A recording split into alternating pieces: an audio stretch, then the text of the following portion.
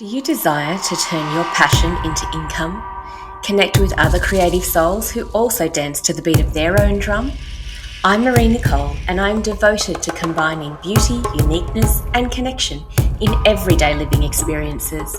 As a creative professional and Dharma coach, I help people connect to the truth of who they are and facilitate them in embodying their uniqueness. It is my hope in this podcast that I inspire you to live your life on your terms and earn your income through being uniquely you.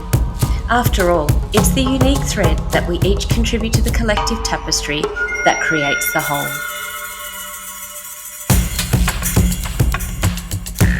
Today's episode is made up of a portion of a webinar that I presented just recently as a part of the Digital Solutions program titled Newsletter Frequency, Format and Style. I saw a need for this topic as it kept being presented to me through my coaching sessions, clients saying that they felt the need to be producing a newsletter but didn't know where to begin or what to write about. But their biggest obstacle also seemed to be that they felt that they would be annoying people by sending information directly to their inbox. Now, we've all subscribed to mailing lists that we've ended up unsubscribing to because we're inundated with messages from that business. But this does not have to be you, and it's important to remember that if you're serving their needs, then it's not going to be a burden to receive your gifts of insights and information through your newsletters. In the excerpt from the webinar, I started off with sharing the analogy of a sunflower, placing its efforts into thriving to serve the wildlife that it's designed to support. It does not try to convince an eagle to eat of its seeds when an eagle is nourished by small animals. Instead, it chooses to thrive in a spot that the birds who will be served by the goodness it produces will be attracted to it, these being little finches and rosellas, for example. Your newsletter is like the sunflower to a finch. It serves the needs of your audience, so don't be shy about sharing the goodness you are producing that would nourish the needs of your target audience. In the lead up to running this webinar, I also had conversations with people who are not in New South Wales or even Australia, who said that they would love to learn more about how to approach starting their own newsletter, which is why I'm sharing this through the podcast. If after listening to this you feel you wish to be supported further, there are a couple of ways that I can offer my assistance outside the Digital Solutions program. Of course, that is an option too if you are in New South Wales and you want to make the most of this government-funded program, which enables you to sign up for just $45 plus GST to get up to 4 hours of one-to-one coaching, plus access to all other resources. That's pretty valuable. By signing up to the program through my affiliate link, whichever option you choose, All Access, which is a coaching, or Light, which is a free offering, you'll also be supporting the production of this podcast, as I will receive a small fee for bringing you into the program. But there are also other ways I can contribute support to you. Firstly, by you signing up to my monthly newsletter, which comes out around the full moon each month. And this month, I'm giving access to a full moon video tutorial, which is a snippet of my La Luna Living Self-Guided Workshop, which is not currently available, but it is something I am working on reintroducing in a different way. Cyclical living for me has been very supportive in planning out tasks and activities, working with the energetics of the different phases of the moon, which is why I introduce this to my clients as well, and they have found it supportive too. So to give you a taste of that, I'm giving you access to this short little 2-minute video tutorial when you sign up for my monthly newsletter. And you'll find that link in the show notes. The other way is to book a one-to-one business and coaching session, ad hoc. Even if you're not in New South Wales, you can book this service, which the Rural Woman is now supporting. This option is $121 for a 1-hour session. And the difference here is that you can focus on whatever it is that would be most supportive to you right now. And that may have nothing to do with your digital presence, but instead focusing on building your confidence or overcoming imposter syndrome. You'll find information and links to these offerings in the show notes. And so for now, I'd like you to go on and enjoy the excerpt from my recent webinar uninterrupted and take some inspiration from wild nature. In particular here, the sunflower. Now, let's think of a sunflower and how it reaches its peak and it directs its face up towards the sun and it follows it across the course of the day and it doesn't shy away from the light. It lets the sun illuminate its beautiful, bright, shining face and attract the bees and the birds who will collect pollen and seeds from it. Imagine for a moment if that sunflower, instead of allowing the sunlight to illuminate its face, turned its back towards the sun, which would create a silhouette of the sunflower instead of showcasing its vibrance. In which case, it may not attract the attention of the range of bugs and birds that carry the nourishing seeds and pollen and distribute that goodness that the sunflower provides in contribution to the biodiversity of that surrounding environment. Now, also consider that the sunflower's goodness is suitable to a specific range of bees, birds, and bugs. What it produces is not attractive to an eagle, which feeds off small animals, and the seeds are more suitable for like finches and rosellas. So the sunflower is not going to be doing its best to attract birds that don't align with its offerings. It just is there, being available to those that are attracted to what it has to offer. I want you to think about your newsletter like a sunflower, where people subscribe to your newsletter who will stay on your mailing list for as long as they feel nourished by what you are providing. And when you actually shine your creation brightly and contribute to the collective with that, then that's a great thing for the people that need it. So rather than seeing your newsletter as another thing that lands in people's inboxes that they could potentially delete, think of those that would actually look forward to receiving your newsletter, as it nourishes them with the little gems that contribute to their lives improving in some way or another. Now there may be a time when people no longer feel the need to collect seeds or pollen from your sunflower and they unsubscribe, and that's fine. But think about the sunflower in the wild. Does it stop continuing to produce its goodness because a few bees or birds decided to visit another sunflower to collect what it needs? No, because there are plenty of beings out there that may not even be aware that your sunflower is available to nourish themselves from. And when they discover your sunflower, they'll be collecting goodness that will serve them in their time of need. So don't rob them of the opportunity to harvest the seeds, pollen and petals that support them in thriving by neglecting to share how you are here to serve them.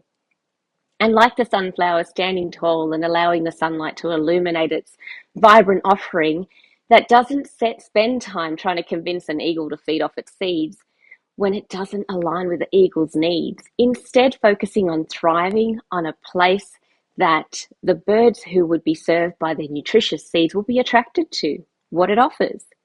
This can apply to any piece of content you create, not just for your newsletter, but today we're focusing on your newsletter, so let's look at 3 main areas to get you started on creating that sunflower to serve the collective: frequency, format, and style. And then we're also going to move into a couple of exercises to get you started on how. So the first one is the frequency. How often do you send it out? Daily, perhaps? Now you might think that's way too often, but let's consider here that there's not a one size that fits all and that there are different options that relate to what you want to share. Seth Godin, if you've not heard of him, he's an author, entrepreneur, teacher, and speaker, and he publishes a simple, profound, thought-provoking blog post every day, and he emails it out to his mailing list, and he's done so for many, many years. While I don't read them every single day now, there was a time that I did, and I relied on them to support me in my business journey. But I do read them frequently still. I'm still on his mailing list and have been for many years. Steph Taylor, who is an online business strategist and entrepreneur, also does a daily Biz Boosters, a bite-sized business tip with the intention of helping business owners build a business that feels good. Now, while she sends a daily email, she also sends updates of her offerings, like her podcast episodes and upcoming courses. Both of these content creators have built successful offerings and probably have had people drop on and off their mailing list. But with 8 billion people on the planet, there are plenty of people to attract the attention of and to what we're offering, the solution that we're providing for someone's problem. And they will receive it with gratitude. You may not desire to offer tidbits daily, but don't overlook the value if doing so is something you're interested in doing. So keep in mind your target audience, what they need, and what will help them. So what also helps, inform your frequency. They may be served by you starting off the week or ending off the week with reflections or insights. James Clear is an author best known for his book, Atomic Habits, and he sends out an email every week called 321 Thursday, which lands in my inbox on a Friday morning, being in Australia. But the 321 format that he has been writing again for years is 3 ideas from him, 2 quotes from others, and 1 question for you. Now, we're going to talk about formats next, but right now, I just want you to focus on the frequency. So again, James Clear has been sending out these weekly emails for years and occasionally sends out updates of what's happening in his business and what other things that you might want to be connected to. But you'll guarantee that every week you'll get his 321 email in your inbox. You'll also notice the Rural Woman sends out a weekly update with all of the things taking place in the Rural Woman offerings, because there's so many layers to the offering with lots of programs and the digital solutions as well as digital mavens. And if all of that was put into just 1 email a month, it would be a lot to share. So that having that weekly update is really important. So that's where you've got to think of what is actually going to suit your audience and your offering. In my commercial space, I ran workshops as well as hosted events. And I used to do a newsletter fortnightly.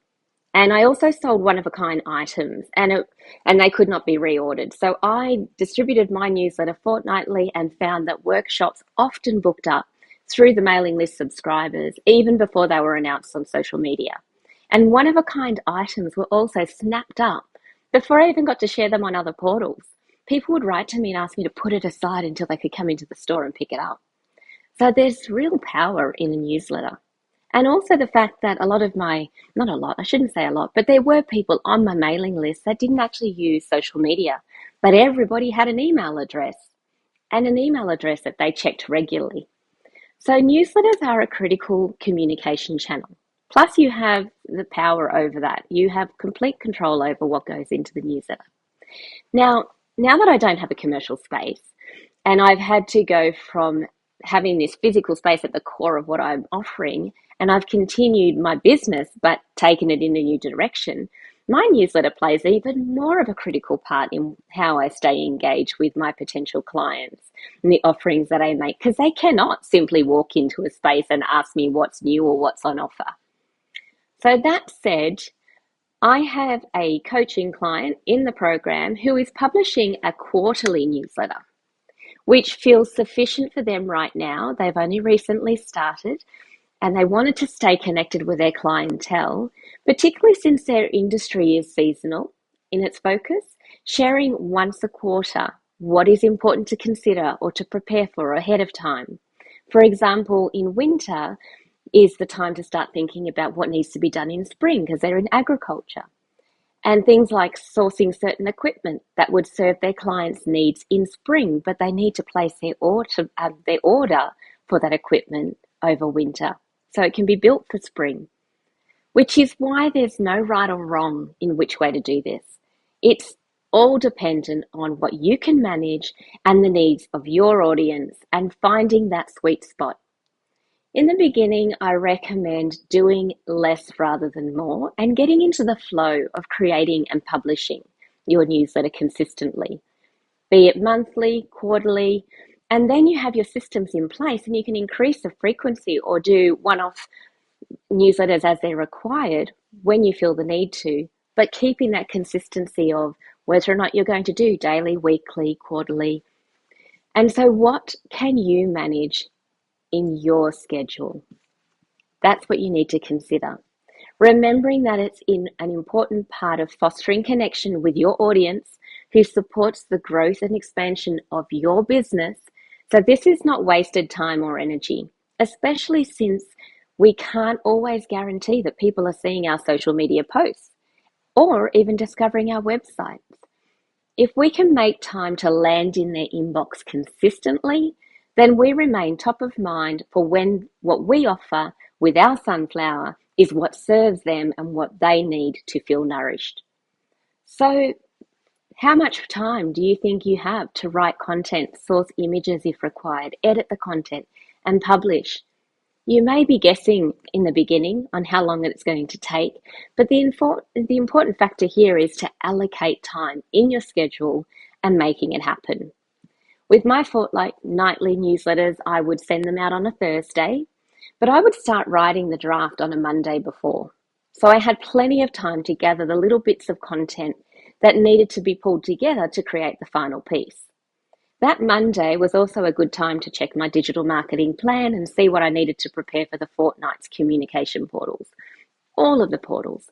And then when it came to writing the newsletter, I would actually write by hand in a notebook in between like that Monday and the time that I sat down to write my newsletter on the computer.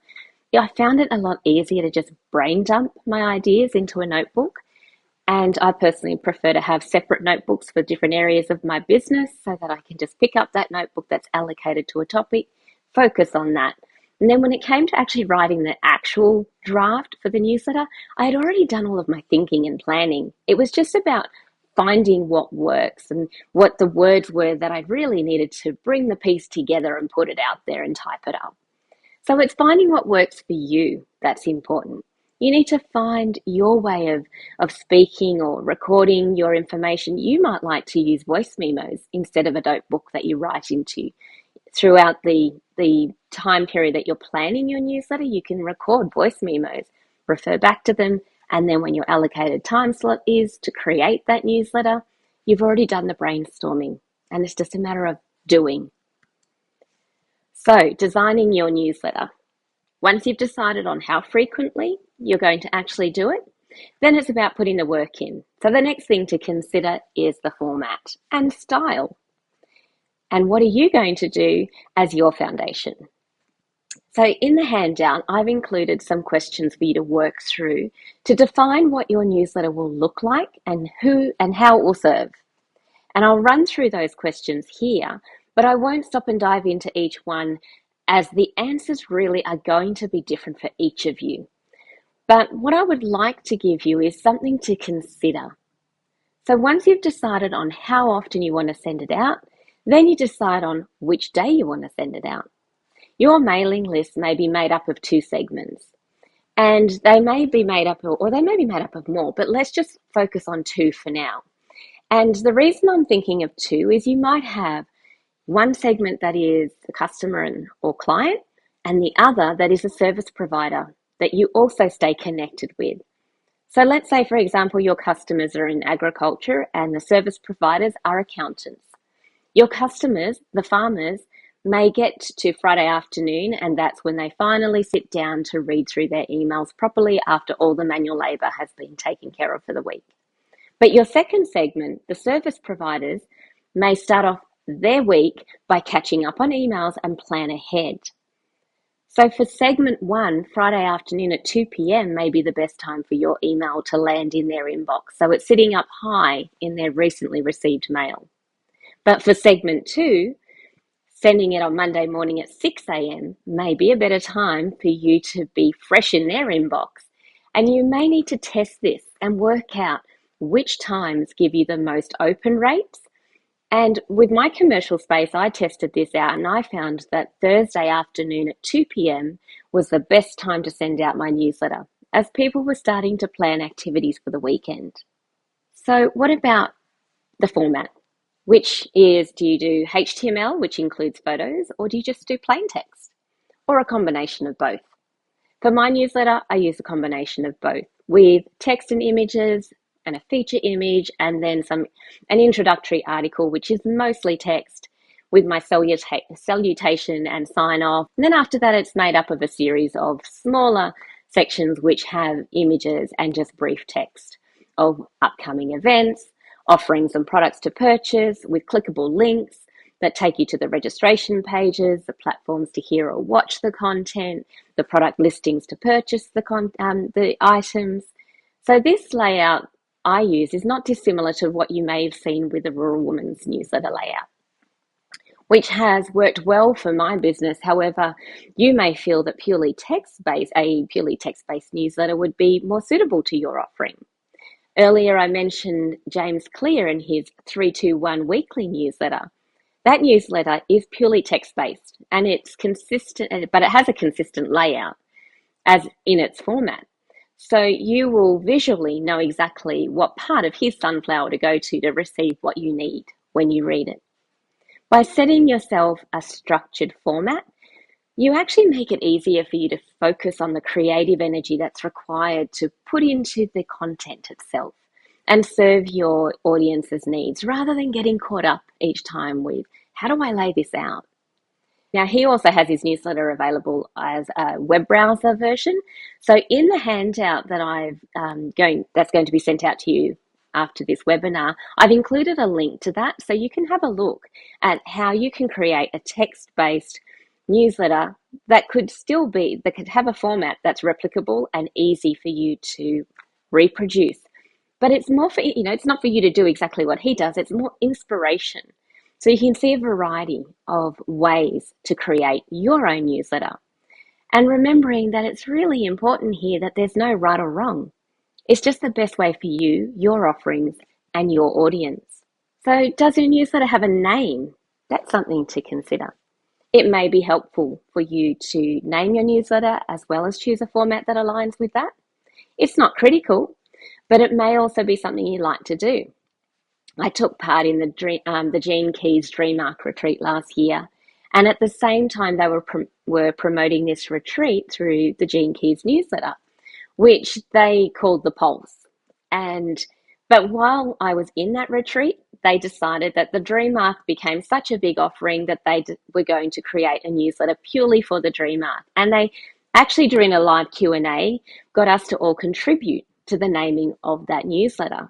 And because the Dream Arc is all based around animals, it ended up being called the Monthly Gazelle. Now, I was trying to work out how to share these different formats with you and in the presentation, but because most of these newsletters run across several pages, it was very difficult to be able to fit it into the slides. So that's why I've included links in the handout for you to look at. So you can see what are the different ways that people are using newsletters effectively to build quite successful offerings and present your content in a way that you can then encourage people to share it with others. And your audience can either engage in video content that you create or audio content. You might include a link to your SoundCloud recordings or your YouTube videos. These links can be embedded into your newsletter. So that's why I wanted to make sure that you can have a chance to look at other people's and how they do it. So what items, events, or topics will you include in yours? What do you want to keep your audience updated on? That's what I really want you to think about. It's not just about what you're selling them on, but what do you want to keep them updated on? And don't forget that you are running a business and people have signed up to receive your news because they also want to invest in your offerings. So including links to places where they can purchase products or book services is not something to shy away from. Remember, your business offerings are a part of the nourishment that they need. So don't rob them of the opportunity to harvest seeds and pollens and petals and support them in thriving by picking it off your sunflower. And so then how can you supercharge sales? This is how you create content that reverse engineers the sale. You could do this by using case studies on how articles, tutorials, or buying guides. A homewares brand that I'm on the mailing list for, which is called Pamper, and it sells beautiful hand-loomed wraps, rugs, cushions, and includes a feature article in its newsletter that shares their products in situ. And it usually features a creative of some sort, so a designer or maker or an artist, and they will actually link a full article on their website to that feature. So it's still promoting their products, but it's promoting somebody else's services as well. But once you've decided on what components you wish to use in creating your template, then that forms the basis of making it easy for you every day, every week, every month to just go in and change the details within each section. Which brings me to the next thing to consider. How will your audience feel when they receive your newsletter? Will they feel inspired? Will they feel informed, motivated, reassured? Make a list of the 4 things that you want your audience to feel after reading your newsletter. Inspired to take action and realize their dreams is definitely high up there on my list. Feeling empowered and encouraged that what they desire to achieve is actually possible. And how I want to leave my readers. But that does not mean that that doesn't have to be your goal. You need to decide on how you want your audience to feel and focus on creating that. There's a herbalist, Adriana Isles, who writes a very detailed, informative newsletter with research findings, recipes, as well as beautiful, inspiring imagery. And as long as I've been on her mailing list, which has been for many years now, and she was a solopreneur when she first started her business and her newsletter, but she has always had a very in-depth newsletter. And to do this, she's collaborated with others. She gets other people to contribute to her offering to support her mission and her message, and it just amplifies it for everybody. It's still showcasing other people's work, so you might want to get other people to contribute to your offering by contributing articles. So how do you want to execute your message? Do you want it to feel like you are trustworthy, friendly, casual? Knowing this will help you to decide on how the style, like the photos you use, the words you choose, the colors you choose. And if you want people to feel safe to express where they're at in their journey without any judgment or expectation of being in the know, then the words that you use can, need not to be all technical or industry jargon based from your trainings. They need to be more mainstream. So it's keeping in mind who your audience is. And if you are that bridge builder from the mainstream to the deep knowing in a particular industry, then you may wish to tone down your words to meet them where they're at and gently elevate them into a greater understanding of what you are providing for them. To cross that divide and delve deeper into the topic with your support through one-to-one or more in-depth containers. But your newsletter is a way for you to introduce your services and offerings, and a great place to offer some entry-level education in your field of service. This brings me to taking into consideration your audience's needs in your offerings and how you're going to serve them. So there's this activity that you can do in your own time, but I feel like it would be good to run through these questions right now. And the questions that have to do with your particular industry, like what questions have to do with your particular topic, product, or industry. So considering that, the results or outcomes that they will be investing in when it comes to your offerings, and how are you going to help them achieve it? How can you help them go to where they wish to be or who they wish to become? What do they find frustrating about your topic, product, or industry? What keeps them up at night that relates to your topic, product, or industry? And what would serve them right now that you could offer them? What may they not be aware of about your topic, product, or industry that you could help them understand and help them choose to buy from you or invest in your services? These are some valuable questions to write out the answers to and to help you decide on what to include in your newsletter.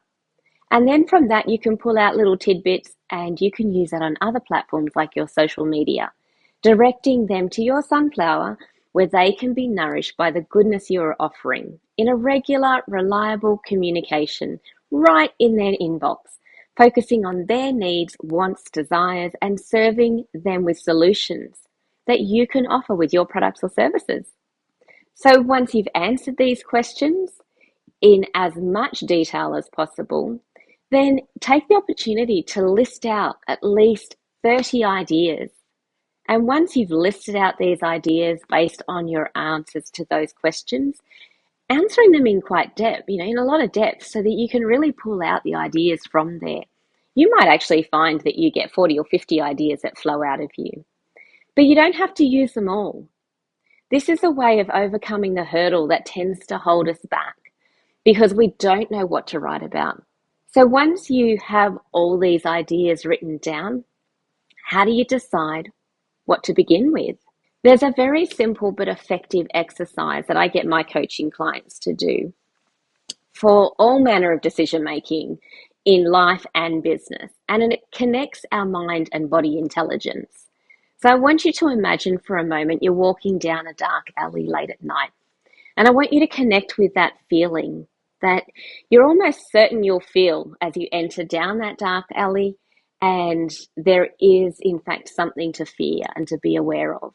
Connect to that sensation that occurs in your body when your stomach starts to tighten, your hair on the back of your neck starts to stand up, and you sense that you may be in a bit of danger and that there may be danger ahead.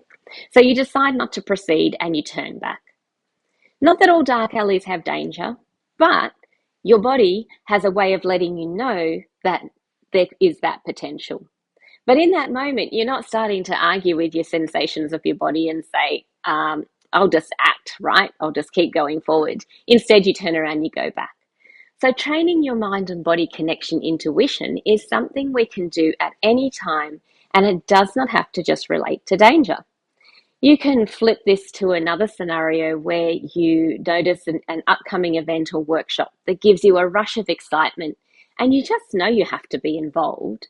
And then when you sign up to do this event or join this workshop, you get this expansive feeling and it makes you feel like you just know this is in alignment with what you need to be doing right now. And then you get there and you meet someone and you connect with them on a deep level.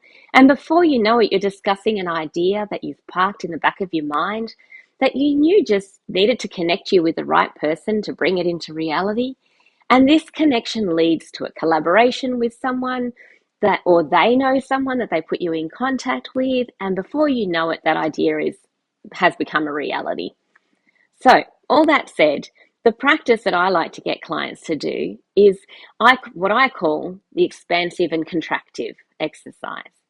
So when you go back to that list of 30 ideas that you've written down and you read out each one at a time, and you take a deep breath as you do so and you feel into the sensations that come through in your body. And it may be that your heart starts to race a little with excitement, or you feel like your chest is tightening, or you feel a fluttering in your stomach, or you might feel a sharp pain in your belly. Some ideas may feel expansive and others could feel contractive, but not all ideas are the right ones for you to focus on right now. So as you go through and breathe into and feel into each of those ideas, you write an E for expansive or a C for contractive next to each one. And if something is a maybe because you don't feel either way or at either end of the spectrum, then you just put an N for neutral and then you just leave it parked. And you can leave that idea and come back to it another time. So once you've gone through your list, you scan over the ones with all the E's next to them. And you do this exercise again. And you feel which one is the most expansive right now. And you circle that. And that's the idea you're going to expand on right away. And that can be your first newsletter. Now, you may wish to record this list in a spreadsheet and categorize them as expansive, contractive, or neutral. And while something may not feel right now, down the track, it may be right for you to do, which is why I encourage you to keep the list. Now, that said, you might come up with 20 very expansive ideas. And if you do, great. Then if you're writing a new fortnightly newsletter, then that's your year pretty much covered. So keeping a record of your list allows you to revisit it and come back to it. And then when you're feeling stuck on what to write about for your newsletter, It can be, you can do the same thing again of your expansive contractive exercise, and you can decide on what's next. And this can be, like I said, applied to any decision that you make in life. But our focus today is overcoming that struggle of where to begin when it comes to designing and delivering a newsletter. Allowing your sunflower to bloom, shine brightly in the light, and remembering that your sunflower is offering those who need nourishment in the way that you are able to serve and support them. And that holding it back is actually robbing them from that opportunity to have their needs met with your unique gifts. Excuse me, with your unique gifts, your talents, and your offerings. So the last thing I want to actually focus on before we move into some Q&A is the best way for you to discover what will work for you and your business and your audience is to try, to track, to tweak, and try again. Trying things out, tracking the results on what you wish to achieve, and making adjustments and trying it again. This is really the only way you're going to reach your desired outcomes. There's no magic pill or formula that's one size fits all. You create your own magic formula by testing out ideas, and not just once, but repeatedly, and tracking the outcomes. Now, all that said, I want to remind you not to forget to ensure that the way that you approach this needs to be enjoyable for you too. If you're not enjoying what you're doing, then what you're feeling you should do, and that energy will actually be carried out into your messaging. So be sure to tune in to what aligns with you and what feels supportive to you too. And try new ways of approaching it. And find what works for you as well as serves your target audience. Thank you so much for your time. I know how valuable it is, and I hope you got value out of listening to this podcast. If you are looking for a coach to support and guide you through your own unique journey of creating a life you love, then reach out for a connection call. And if you'd like to connect with other creative souls in person by joining us at a workshop, a retreat, or to book a unique shopping experience here at Creators Nest, I run those by appointment. So check out the website for more details. The link is in the show notes. Oh, and please leave a review. I'd love to hear any insights or inspirations that were activated in you from this podcast. And I look forward to drumming, dancing, or soaring alongside of you.